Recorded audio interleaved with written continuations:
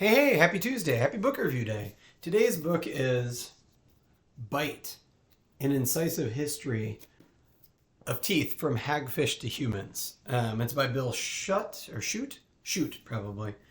I love this kind of nonfiction book. If you've watched any of my other videos, you know this is a common thing. But when they focus in on something I take for granted, like my teeth, and teach me something new about it, I love that. So this book is right up my alley. Bill Schutt is a zoologist, and his specialty is actually vampire bats.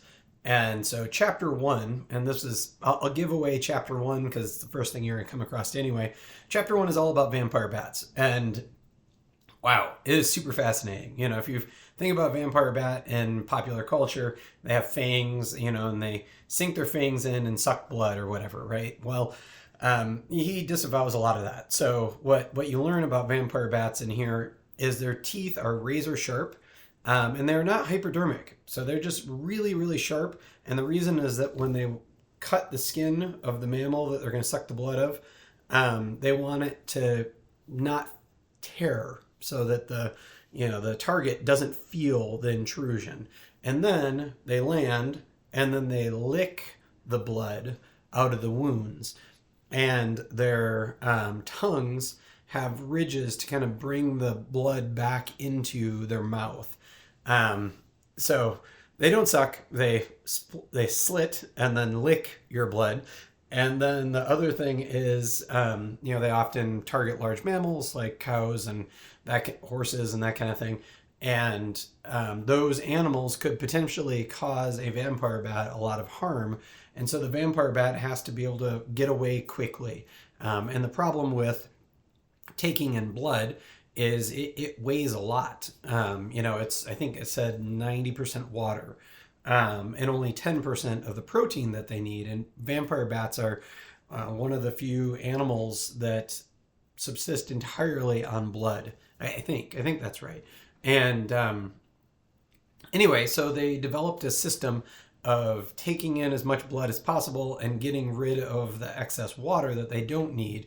And essentially their kidneys work really fast, and so they pee constantly. So they slit your skin, they lick your blood, and then they urinate so that they can remove as much mass so they can take off safely if they need to. And it's just examples like that are just, to me, deeply fascinating. So yeah, I mean, as this mentions, there is a chapter on hagfish. There's one about horses that I really enjoyed. There's shrews and, just dinosaurs and turtles and all kinds of animals in here. He does a wonderful job of making it approachable. There's a sense of humor in there, so it's, that helps, I think, with the approachableness of it. And you're going to learn a lot of stuff about things that you take for granted. Mary Roach did a book called, I think it was in Gulp, where she talks about everything from the mouth down to your anus.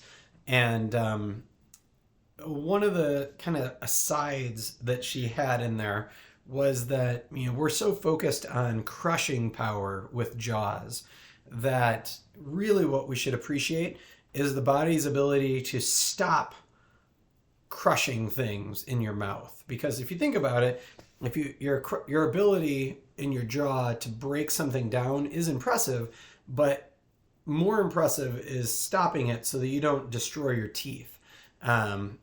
And there's something in there, right, that like indicates, hey dude, there's this little nugget in there that you need to stop for, and so sometimes I feel like I have something in my teeth and it's this little tiny granule, but that just reminds you of how sensitive your teeth are, to make sure that you stop crushing them. But anyway, Bill Schutt's work does lots of stuff about teeth, and I think you'll enjoy it.